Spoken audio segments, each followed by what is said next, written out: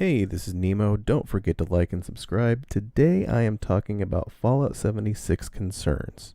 I have fallen deeply in love with the Fallout franchise. I first stumbled across Fallout 3 for Xbox 360 in a bargain bin at GameStop. I bought it based off of the cover art, having not even read the description. I thought that I was buying a first-person shooter game where armor would be a big part of it. And while I suppose that assessment was at least partially correct, since in Fallout games you can play as you wish, I was very surprised at exactly what Bethesda had made. They made what I considered at that point the greatest game that I'd ever played. I had the freedom within the game to choose my own actions. I could go around as a good guy or a bad guy. I could be peaceful or barbaric. Once I played it through, I looked into Fallout as a franchise even deeper. I bought Fallout New Vegas and was blown away. Multiple factions to choose from, accompanied by a great storyline with what I consider to be a much more interesting world, made me firmly a fan of the Fallout series. And between New Vegas and Fallout 3, I also discovered Elder Scrolls. I played Fallout 4 on PS4 and I liked it as well. While the speech options did feel constrained, the world was beautiful, absolutely beautiful, and I can't help but like the railroad. Those big dummies. But I'm not here to talk about any of the past titles, except as a bit of a backstory. I'm here to talk about Fallout 76.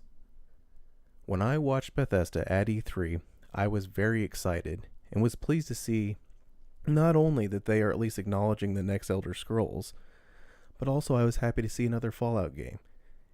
It looks good visually, is multiplayer, and is taking place way before either Fallout 3 or Fallout New Vegas.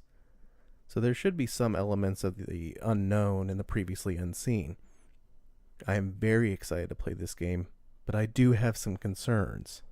First of all, you can fight against other players, but you cannot loot their possessions upon death. It's my understanding that this was implemented, or is being implemented, to prevent bullying or griefing. That is fine, I guess, but that really takes quite a lot of freedom out of the game. I think that this would almost make it in a way like Elder Scrolls Online, where it seems the majority of people just wander from mission to mission, almost paying no attention to the other players who are more often than not just a distraction. I am concerned over the lack of freedom of interacting with other players in this way. While it will keep some people happy initially, not having to worry about losing half or all of their possessions upon death, it will eventually make the game stale as far as multiplayer experience goes, I think. My second concern is that I would really not like to see Bethesda make their games geared towards online only or multiplayer only. While Fallout 4, Fallout 3, or New Vegas definitely would have been more fun if you could build your own little world or have one already built where you make objectives and set random occurrences for you and your friends, they would not have been as good as if it was just that. Not having a solo campaign.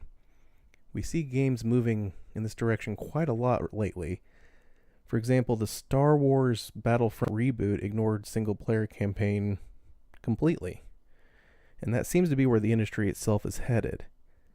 I just hope that Bethesda does not completely follow this trend, because there is definitely a difference in how someone plays solo versus how they play with others.